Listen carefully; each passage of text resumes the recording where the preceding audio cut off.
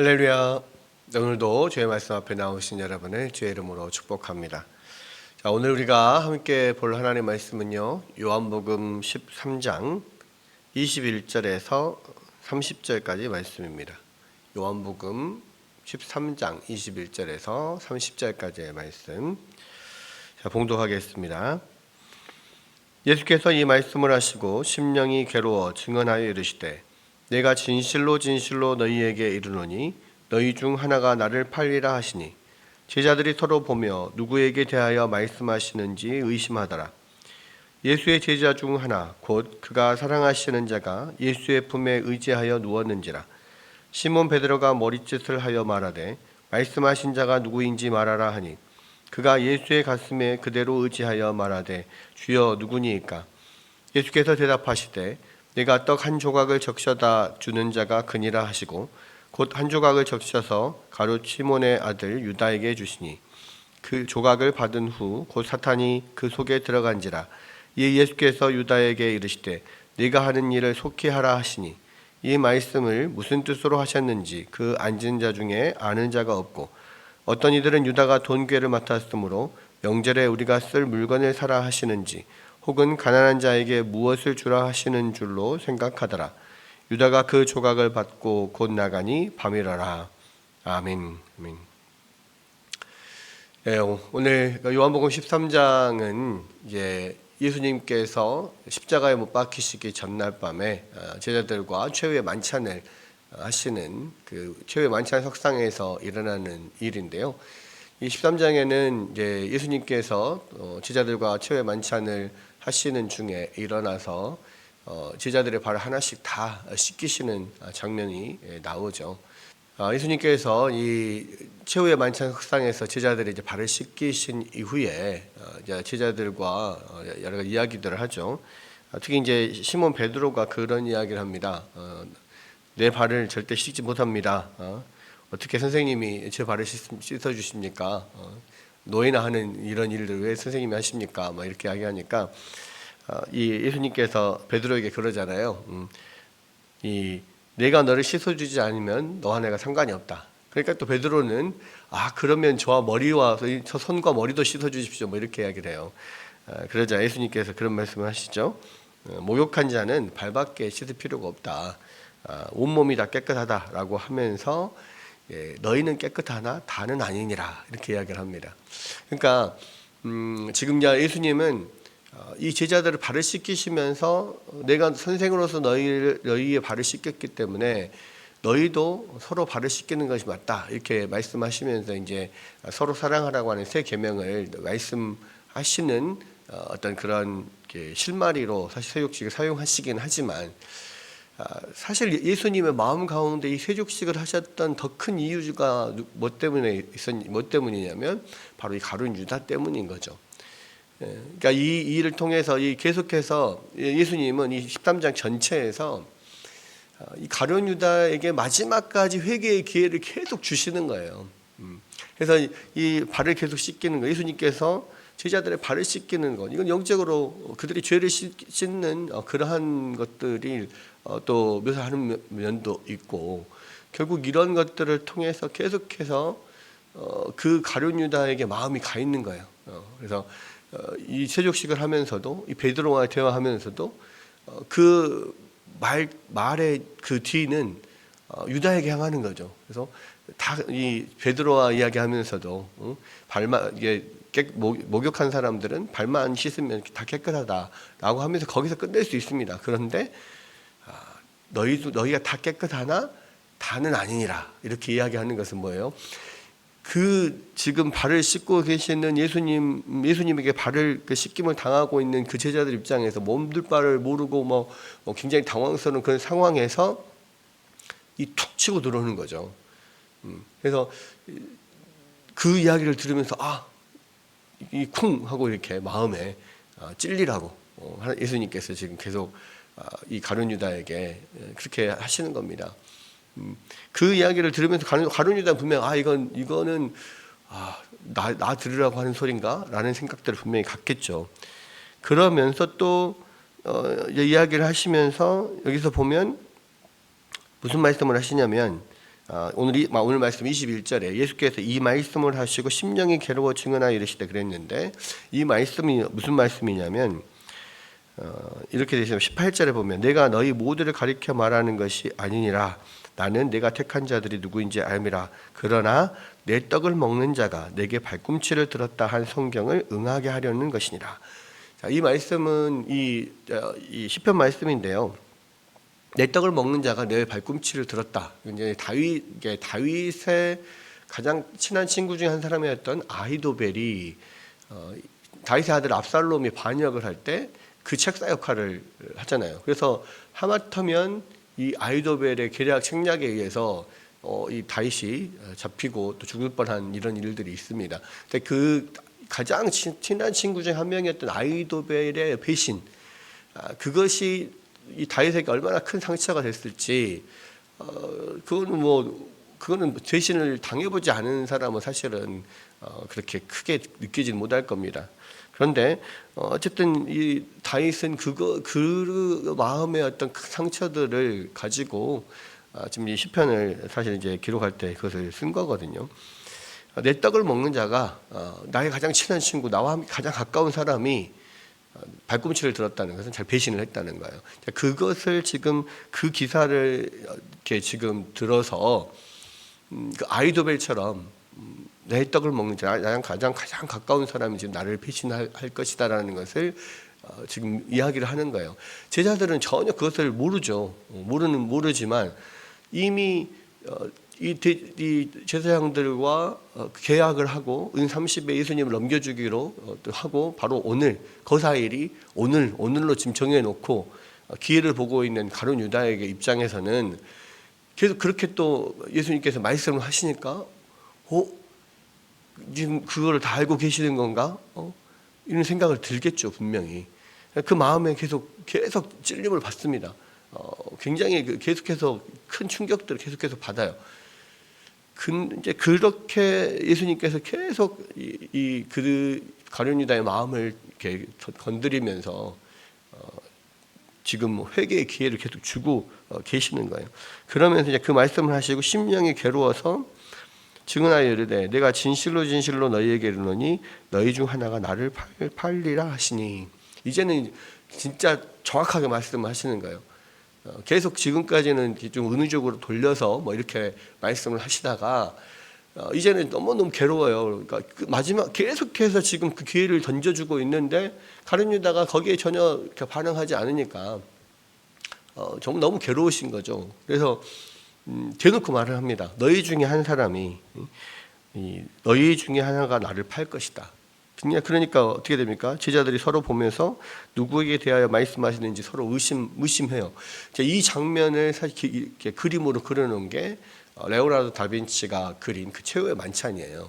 그래서 최후의 만찬은 예수님을 중심으로 뭐 서로 막 이렇게 서로 돌아보면서 뭐 막 서로 이야기하고 뭐 막 이렇게 하는 그런 장면들이 막 나오잖아요. 그게 뭐냐면 그냥 이렇게 밥 먹고 있는 그런 상황이라면은 그렇게 하지 않겠죠. 서로 막 이렇게 막 두런두런하면서 뭐 이야기할, 그게 왜 그러냐? 바로 지금 예수님이 이 말씀을 하시고 난 다음에 서로 충격을 받아가지고 서로 뭐 도대체 뭐 누구지? 누가 판다는 건가? 난가? 뭐 이러면서 뭐 누구지? 막 서로 막 이야기를 하는 거예요. 네, 이제 그렇게 서로 의심을 하는 중에 예수의 제자 중 하나 곧 그가 사랑하시는 자가 예수의 품에 의지하여 누웠는지라. 여기서 그가 사랑하시는 자가 누구냐면 사도 요한이 자기를 이야기할 때 항상 사랑하시는 자 이렇게 표현을 하죠. 그런데 예수의 품에 의지하여 누웠다 그랬습니다. 왜 예수의 품에 의지하여 누웠냐면 이렇게 유대인들은 밥을 먹을 때 이렇게 옆으로 이렇게 비스듬히 기대어서 이렇게 기대어서 누워서 밥을 먹습니다. 그러다 보면 이제 머리가 그 다음 사람 가슴 쪽으로 이렇게 서로 이렇게 쭉 이렇게 연달아서 이렇게 누워 있으면 이렇게 되죠. 그러니까 예수님의 품에 의지하여 누웠다는 것은 이 사도 요한이 지금 예수님이 바로 제일 옆에 이렇게 있었다는 거죠. 이렇게 있으니까 예수님이 여기 계실 거 아니에요, 그렇죠? 그래서 이제 쉽게 물어볼 수 있는 그런 위치에 있습니다. 지금 그러니까 베드로가 머리짓을 하여서 말하되 말씀하신 자가 누구인지 말하라 이렇게 물어봐요.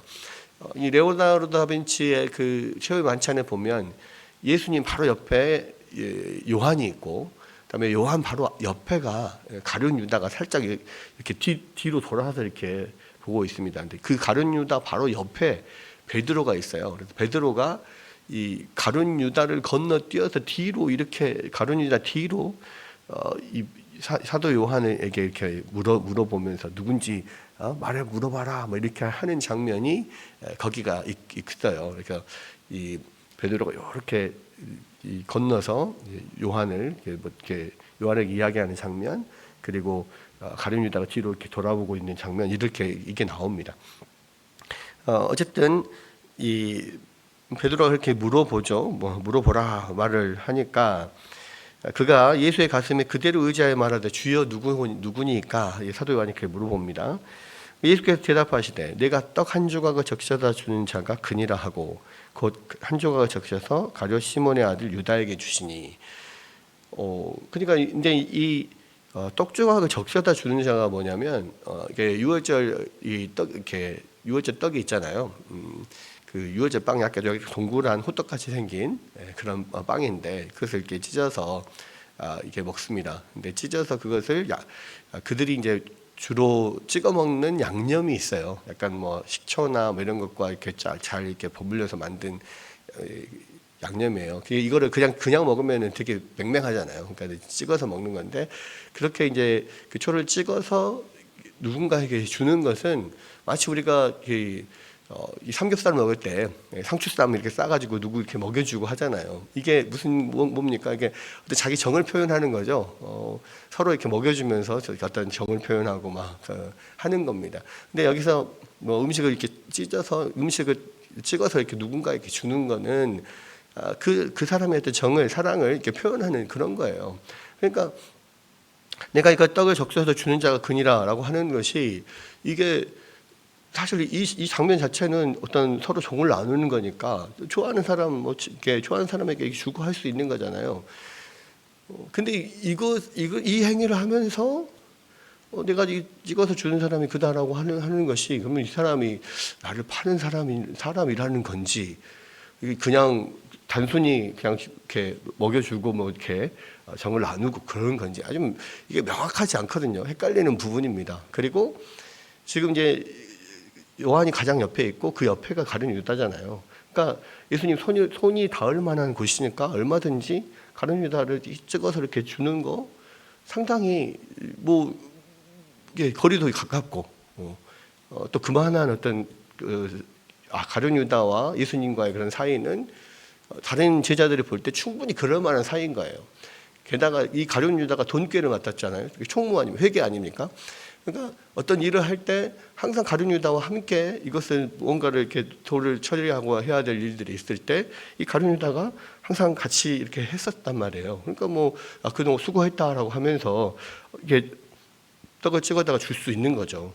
그러니까 이것만으로는 좀 헷갈리는 아리까리한 그런 상황들인 거예요. 나중에 이제 지나서 보니까 그것이 바로 예수님께서 이 가룟 유다에게 계속해서 어떤 그 사인을 보여주신 거였구나라는 것을 알게 돼요. 그래서 주위 사람들은 전혀 지금 이 가룟 유다를 의심을 해보지를 못해요. 왜냐하면 예수님의 최측근으로 같이 이렇게 뭔가 그 공동체를 이끌어갈 때 아주 중요한 일을 하고 있고, 이 사람이 그렇게 그 돈 욕심이 많고 사실은 뒤로 돈을 빼돌리는 그런 사람인 줄을 얘들은 다른 이 제자들은 전혀 모르고 있는 거예요.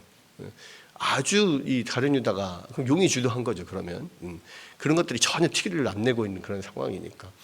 어쨌든 그런 상황 가운데서 이제 이 마지막 이거를 찍어서 주는 그것 자체가 어찌 보면 예수님께서 가룟 유다에게 마지막 기회를 주셨던 건데, 결국은 그 기회조차도 가룟 유다는 그냥 이렇게 무시해버리고 전혀 받아들이지 않고 자기가 원래 계획했던 대로 예수님을 넘겨주려고 하는 거죠. 그러면서 이 조각을 받은 후에 곧 사탄이 그 속에 들어간지라 예수께서 유다에게 이르시되 내가 하는 일을 속히 하라 하시니, 이렇게 하면서 이제 마지막 사실 기회는 이제 넘어간 겁니다. 그리고 예수님이 네가 할 일을 속히하라라고 했을 때 사실 이때 그 이야기를 듣고도 이게 안 되겠다 하고 그냥 그만 포기할 수도 있었을 텐데 아쉽게도 안타깝게도 이 가룟 유다는 그 강팍한 마음이 전혀 변화가 되지 않는 거죠. 그러면서 이 말을 무슨 뜻으로 하시는지 그 앉은 자 중에 아는 자가 없고 어떤 이들은 유다가 동계를 맡았으므로 명절에 우리가 쓸 물건을 사라 하시는지 혹은 가난한 자들에게 무엇을 주라 하시는지 하는 줄로 생각합니다라. 유다가 그 조각을 받고 곧 나가니 밤이라라. 결국은 지금 곧 하라 하시는 게 이 6월절 또 명절 일주일 동안을 이렇게 있다 보니까 또 먹을 것을 또 충분히 좀 준비를 해야 되고 하니까 그 일을 빨리 가서 하라고 하는 건지 또 뭐 구제를 하라고 하는 건지 전혀 모르지만 그러나 분명한 것은 예수님께서 가룟 유다에게 어떤 돈을 맡고 있으니까 뭐 그런 일들을 충분히 지시할 수 있겠다라고 생각하고 가룟 유다가 나가는 것을 전혀 의심하지 않았다는 거예요. 그런데 그 조각을 받고 나가니 곧 밤이라라 하는 것은 그런 이 영혼의 밤인 거죠. 진짜로 밤이기도 하지만 이제는 완전히 어둠이 내려서 더 이상 돌이킬 수 없는 그런 길로 가룟 유다는 갔다라는 것입니다. 그리고 나서 이제 그가 이 가룟 유다가 나간 후에 예수님이 제자들에게 새 계명을 주시는데 오늘 살펴본 이 내용은요, 예수님이 얼마나 이 가룟 유다를 끝까지 이 회개를 기회를 주시려고 하고 얼마나 가룟 유다 때문에 그 마음이 심령이 괴로워하셨는지가 보여지는 거예요. 이 요한복음 13장 처음 시작할 때 6월절 전에 예수께서 자기가 세상을 떠나서 아버지께로 돌아가실 때가 이른 줄 아시고 세상에 있는 자기 사람들을 사랑하실 때 끝까지 사랑하시니라 라는 말씀으로 이 요한복음 13장이 시작하거든요. 결국은 이 요한복음 13장의 초점은 어디에 있냐면 이 가룟 유다에 있습니다. 결국 자기의 사람을 사랑하되 끝까지 사랑하셨던 그 예수님이 끝까지 그 가룟 유다가 회개하기를 바라셨는데 결국은 그 모든 예수님의 그 사랑과 호의를 거절하고 그 마음을 강팍하게 하고 결국은 예수님을 팔아넘기는 그 길을 간 거죠. 참 너무 안타까운 일입니다. 그러나 우리가 이 말씀을 통하여서 우리가 분명히 알 것은요, 가룟 유다는 결국 이 일을 위해서 선택된 사람이지만 하나님께서 그 일을 하게 하셨으니까 이거는 가룟 유다 의지가 아니지 않습니까? 이렇게 말할 수도 있지만 그렇진 않아요. 가룟 유다가 끝까지 자기의 의지로 이 일을 한 것이고요. 결국은 하나님께서 그 모든 일을 계획하시고 그것들을 이끄시지만 결국은 가룟 유다는 자기의 악으로 자기의 뜻대로 끝까지 예수님의 마지막 그런 회개의 기회까지 다 차버리고 그렇게 예수님을 배반하는 길로 간 거거든요. 여러분, 우리가 이 말씀을 통하여서 정말 예수님께서는 끝까지 우리에게 계속해서 회개의 기회를 주시는데 결국은 그 마지막까지 그것을 거절하고 문을 딱 닫고 나가면 지옥길로 가는 겁니다. 여러분, 우리에게 지금 아직까지 회개의 기회가 남아있을 그때에 빨리 돌이켜야 합니다. 다윗이 하나님의 마음에 합한 자였던 것 중에 하나는 뭐냐면 다윗은 회개가 빠른 사람이었거든요. 여러분, 그래서 가장 하나님 앞에서 또 복된 삶을 살 수 있는 비결은 뭐냐면 회개가 빨라야 돼요. 빨리 하나님께서 어떤 일들을 통해서 사인을 통해서 계속해서 우리에게 회개의 기회를 주시고 사인을 주실 때 우리가 그것을 빨리 캐치하고 빨리 엎드려야 됩니다. 그것만이 우리가 가장 우리가 하나님 앞에서 정말 복받고 살아갈 수 있는 그런 길인 거예요. 여러분, 우리는 모두가 다 완전하지 못하고 또 늘 범죄에 노출되어 있고 늘 그런 악의 게임에 넘어질 그러한 경우들이 많습니다. 우리 누구 하나 스스로 나는 범죄하지 않는다, 나는 하나님 앞에 한 점 부끄러움이 없다 이렇게 말할 수 있는 자신할 수 있는 사람 한 명도 없어요. 그러나 분명한 것은요, 우리에게 회개의 기회를 분명히 주신다는 것이고요. 그 회개의 기회를 빨리 그것을 저버리지 말고 빨리 잡고 하나님 앞에 엎드려야 되는 거예요. 오늘 이 말씀을 통해서 정말 그 회개하지 않는 회개의 기회를 아무리 주어도 회개하지 않는 그 가룟 유다를 보면서 얼마나 그 마음에 괴로워하시는 그러한 예수님을 우리가 보게 됩니다. 그러한 예수님의 마음, 그 괴로운 마음들을 우리가 생각하시고요. 우리가 하나님의 말씀 온전히 붙잡고 온전히 주님 앞에 회개하며 또 빨리 주님 앞에 엎드리는 여러분들 되셔서 정말로 이 땅에서 또 주님이 또 귀히 여기시는 그런 하나님의 사람으로서 서기를 주의 이름으로 축원합니다.